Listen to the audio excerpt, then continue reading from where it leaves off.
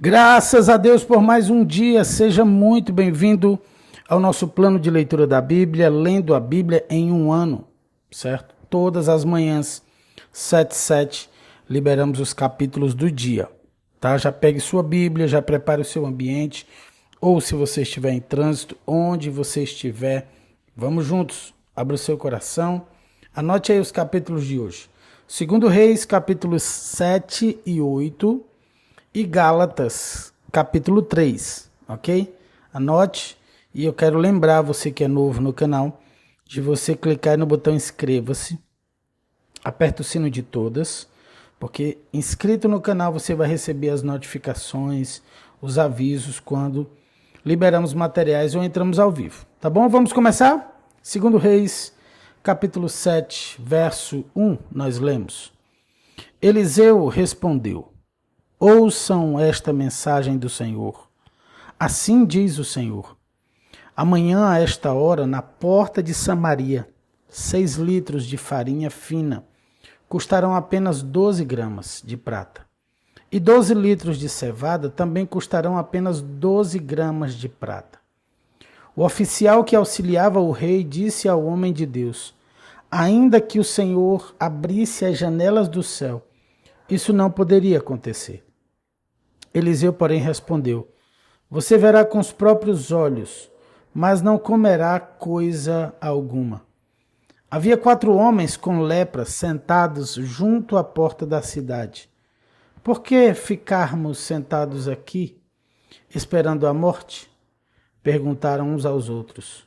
Morreremos de fome se ficarmos aqui, mas também morreremos de fome se entrarmos na cidade, pois não há alimento lá. Vamos sair e nos render ao exército sírio. Se eles nos deixarem viver, melhor. Mas se nos matarem de qualquer maneira, teríamos morrido. Ao anoitecer, partiram para o acampamento dos sírios. Quando chegaram às extremidades do acampamento, viram que não havia ninguém ali, pois o Senhor havia feito o exército sírio ouvir o ruído de carros de guerra e o galope de cavalos, e os sons de um grande exército que se aproximava.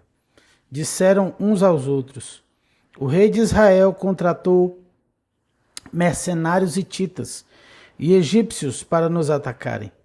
Por isso fugiram ao anoitecer, abandonando tendas, cavalos, jumentos e tudo mais, e correram para salvar a vida. Quando os leprosos chegaram às extremidades do acampamento, foram de uma tenda a outra, comendo e bebendo. Pegaram a prata, o ouro e as roupas que encontraram e esconderam tudo. Por fim disseram uns aos outros: isto não está certo. Este é um dia de boas notícias e não contamos a ninguém. Se esperarmos até o amanhecer, seremos castigados. Venham, vamos voltar e dar as notícias no palácio. Então voltaram à cidade e relataram aos guardas do portão o que havia acontecido. Fomos ao acampamento sírio e não havia ninguém, disseram eles. Os cavalos e os jumentos estavam amarrados e as tendas todas armadas, mas não havia ninguém por ali. Os guardas gritaram anunciando a notícia no palácio. O rei se levantou no meio da noite e disse aos seus oficiais: vou explicar o que aconteceu. Os sírios sabem que estamos morrendo de fome. Por isso deixaram o acampamento e se esconderam nos campos. Estão à nossa espera para nos capturar com vida e conquistar a cidade quando sairmos. Um de seus oficiais disse: seria melhor que enviássemos espiões para ver. Eles podem usar 5 dos cavalos que sobraram. Se acontecer alguma coisa com eles, não será pior que se ficarem aqui e morrerem com o restante de nós. Assim prepararam 2 carros de guerra com cavalos, e o rei enviou espiões para ver o que havia acontecido ao acampamento sírio. Foram até o rio Jordão, seguindo o rastro de roupas e equipamentos que os sírios tinham abandonado em sua fuga desesperada. Os espiões voltaram e contaram tudo ao rei. Então o povo correu e saqueou o acampamento sírio. E de fato, naquele dia, 6 litros de farinha fina foram vendidos por apenas 12 gramas de prata, e 12 litros de cevada também foram vendidos por apenas 12 gramas de prata, como o Senhor tinha dito. O rei colocou o oficial que o auxiliava para controlar o movimento à porta da cidade. Mas ele foi derrubado, pisoteado e morto quando a multidão correu para fora. Tudo aconteceu, portanto, conforme o homem de Deus tinha dito, quando o rei foi à sua casa. O homem de Deus tinha dito ao rei: amanhã, a esta hora, na porta de Samaria, 6 litros de farinha fina custarão apenas 12 gramas de prata, e 12 litros de cevada também custarão apenas 12 gramas de prata. O oficial do rei havia respondido: ainda que o Senhor abrisse as janelas do céu, isso não poderia acontecer. E o homem de Deus tinha dito: você verá com os próprios olhos, mas não comerá coisa alguma. E assim aconteceu, pois ele foi pisoteado pelo povo à porta da cidade e morreu. Aqui finalizamos 2 Reis capítulo 7, vamos ao capítulo 8. Eliseu tinha dito à mulher cujo filho ele havia ressuscitado: reúna sua família e mude-se para outro lugar, pois o Senhor proclamou sobre a terra de Israel uma fome que durará 7 anos. A mulher seguiu a instrução do homem de Deus, reuniu sua família e mudou-se para a terra dos filisteus, onde ficou 7 anos. Ao final dos 7 anos, a mulher voltou da terra dos filisteus e foi ao rei para reaver sua casa e suas terras. Quando ela chegou, o rei falava com Geazi, o servo do homem de Deus. O rei havia acabado de dizer: conte-me alguns dos grandes feitos de Eliseu. E Geazi lhe falava sobre a ocasião em que Eliseu havia ressuscitado um menino. Naquele exato momento, a mãe do menino entrou e apresentou ao rei sua petição para reaver a casa e as terras. Veja, ó meu senhor, o rei, exclamou Geazi. Esta é a mulher e este é o filho dela que Eliseu ressuscitou. É verdade? Perguntou o rei à mulher. E ela lhe contou o que havia acontecido. Então o rei ordenou a um de seus oficiais: providencie que tudo seja devolvido a ela, incluindo o valor das colheitas realizadas durante o tempo em que esteve ausente. Eliseu foi a Damasco, capital da Síria, onde o rei Ben-Hadad estava doente. Quando alguém disse ao rei que o homem de Deus tinha chegado, o rei disse a Azael: leve um presente para o homem de Deus. Depois peça que ele pergunte ao Senhor se vou me recuperar desta doença. Azael levou consigo o presente, 40 camelos carregados com os melhores produtos de Damasco. Foi vê-lo e disse: seu servo Ben-Hadad, rei da Síria, me enviou para perguntar se ele vai se recuperar de sua doença. Eliseu respondeu: vá e diga-lhe, certamente se recuperará. Na verdade, porém, o Senhor me mostrou que ele certamente morrerá. Eliseu olhou fixamente para Azael até deixá-lo constrangido. Então o homem de Deus começou a chorar. Por que o Senhor está chorando? Perguntou Azael. Eliseu respondeu: sei das coisas terríveis que você fará com os israelitas. Queimará as cidades fortificadas, matará os jovens à espada, esmagará as criancinhas e rasgará o ventre das mulheres grávidas. Azael disse: como é que alguém tão sem importância como eu poderia fazer coisas tão grandes?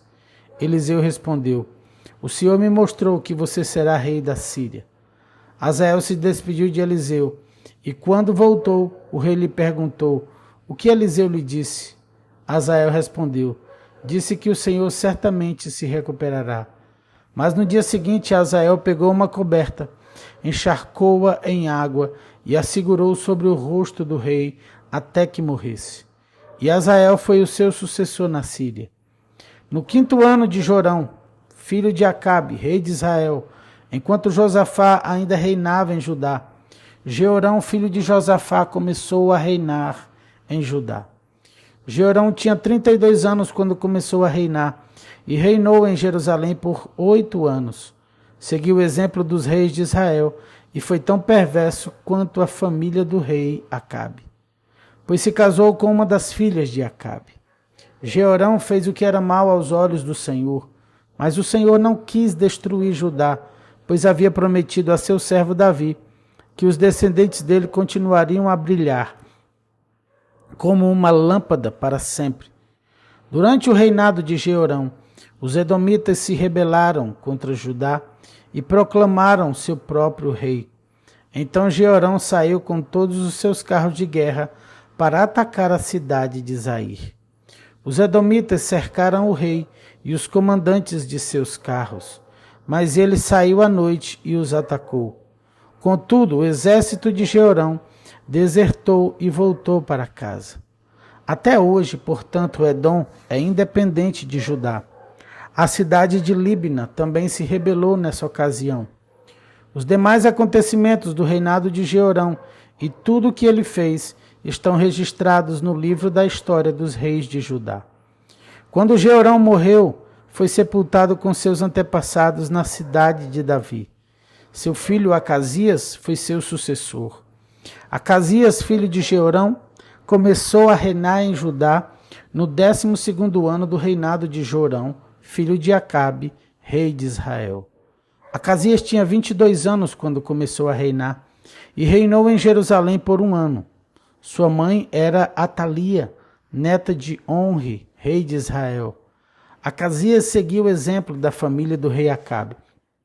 Fez o que era mal aos olhos do Senhor, como a família de Acabe, pois se casou com uma mulher dessa família. Acasias se uniu a Jorão, filho de Acabe, na guerra contra Azael, rei da Síria, em Ramote-Gileade. Quando os sírios feriram o rei Jorão na batalha, ele voltou a Jezreel para se recuperar dos ferimentos sofridos em Ramote.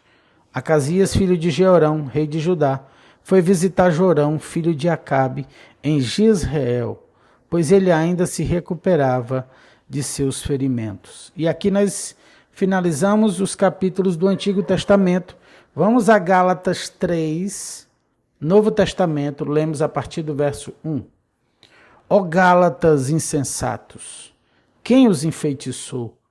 Jesus Cristo não lhes foi explicado tão claramente como se tivessem visto com os próprios olhos a morte dele na cruz? Deixem-me perguntar apenas uma coisa. Vocês receberam o Espírito porque obedeceram à lei ou porque creram na mensagem que ouviram? Será que perderam o juízo? Tendo começado no Espírito, por que agora procuram tornar-se perfeitos por seus próprios esforços? Será que foi à toa que passaram por tantos sofrimentos? É claro que não foi à toa. Volto a perguntar, acaso aquele que lhes deu o Espírito e realizou milagres entre vocês, agiu assim porque vocês obedeceram à lei ou porque creram na mensagem que ouviram? Da mesma forma, Abraão creu em Deus e assim foi considerado justo. Logo, os verdadeiros filhos de Abraão são aqueles que creem. As Escrituras previram esse tempo em que Deus declararia os gentios justos por meio da fé. Ele anunciou essas boas novas a Abraão há muito tempo, quando disse: todas as nações da terra serão abençoadas por seu intermédio. Portanto, todos os que creem participam da mesma bênção que Abraão recebeu por crer. Contudo, os que confiam na lei para serem declarados justos estão sob maldição, pois as Escrituras dizem: maldito quem não se mantiver obediente a tudo que está escrito no livro da lei. É evidente, portanto, que ninguém pode ser declarado justo diante de Deus pela lei, pois as Escrituras dizem: o justo viverá pela fé. A lei, porém, não é baseada na fé, pois diz: quem obedece à lei viverá por ela. Mas Cristo nos resgatou da maldição pronunciada pela lei, tomando sobre si a maldição por nossas ofensas. Pois as Escrituras dizem: maldito todo aquele que é pendurado no madeiro. Por meio de Cristo Jesus, os gentios foram abençoados com a mesma bênção de Abraão, para que recebêssemos pela fé o Espírito prometido. Irmãos, apresento-lhes um exemplo da vida diária. Ninguém pode anular ou fazer acréscimos a uma aliança irrevogável. Pois bem, Deus fez a promessa a Abraão e a seu descendente.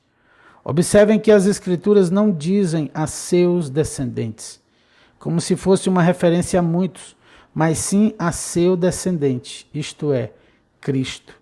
É isto que quero dizer. A lei que veio 430 anos depois não pode anular a aliança que Deus estabeleceu com Abraão, pois nesse caso a promessa seria quebrada. Portanto, se a herança pudesse ser recebida pela obediência à lei, ela não viria pela aceitação da promessa. No entanto, Deus, em sua bondade, a concedeu a Abraão como promessa. Qual era então o propósito da lei? Ela foi acrescentada à promessa para mostrar às pessoas seus pecados. Mas a lei deveria durar apenas até a vinda do descendente prometido. Por meio de anjos, a lei foi entregue a um mediador. O mediador, porém, só é necessário quando dois ou mais precisam chegar a um acordo. E Deus é um só. Existe, portanto, algum conflito entre a lei e as promessas de Deus? De maneira nenhuma. Se a lei fosse capaz de nos conceder nova vida, seríamos declarados justos pela obediência a ela.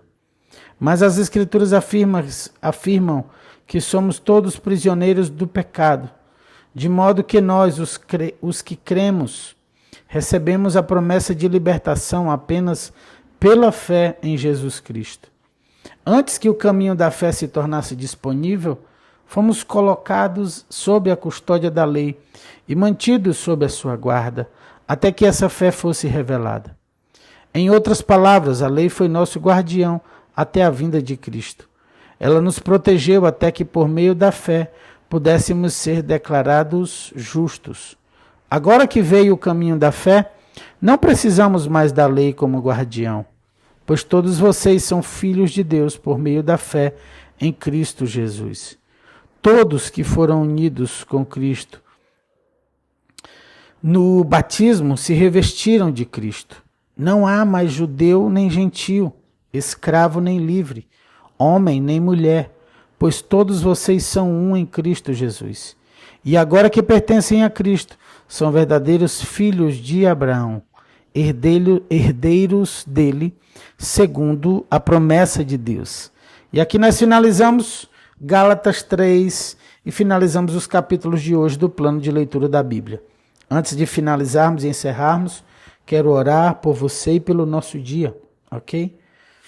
Vamos orar, mas quero só te lembrar, o seu like abençoa vidas, deixa o seu like, tá? Se inscreve no canal e compartilha com o máximo de pessoas que você puder. Vamos orar. Deus, te louvamos, Senhor, porque a tua promessa, Senhor, a tua aliança em Cristo Jesus, Senhor, a reconciliação que nós recebemos, meu Pai, é uma dádiva, é um favor imerecido, favor dos céus. Nós te louvamos por essa tão grande salvação. Te louvamos por Cristo Jesus, pelo perdão dos nossos pecados. Te louvamos porque o Senhor nos libertou do pecado. E hoje nós somos livres pelo Teu Espírito. Deus, eu quero declarar e abençoar esse dia na vida dos meus irmãos. Senhor, declarar um dia poderoso, um dia de milagres, um dia de manifestação dos céus na vida, na casa deles, no trabalho deles, por onde eles passarem, Senhor. Que o Teu reino se manifeste, que o Teu reino nos acompanhe. Senhor, que se manifeste o que está declarado nos céus, assim na terra como é nos céus. Deus, vem com a Tua provisão, com o pão nosso de cada dia. Vem com a Tua provisão, Senhor. Deus, ajuda-nos. Quantas pessoas têm clamado por portas de trabalho, portas abertas. E Tu és poderoso, Senhor. Nós pedimos provisão sobrenatural, Senhor. Que o Senhor conceda ideias, que o Senhor conceda estratégia, que o Senhor conceda recursos, Senhor, para que os Teus filhos, Senhor, vivam de forma digna, levando sustento para a sua casa. Nós pedimos, Senhor, cura aos enfermos, libertação a todo cativo, Senhor. Aquele que está enfermo da alma, vem derramar a Tua alegria e a Tua paz. Nós consagramos todo esse dia na Tua presença E oramos em nome do Senhor Jesus. E você que está aí do outro lado, se você crê comigo, diz aí amém e amém. E glória a Deus e aleluia. Beijo no seu coração, meu irmão. Fica na graça e na paz do Senhor Jesus. Tchau, tchau. Deus abençoe sua vida.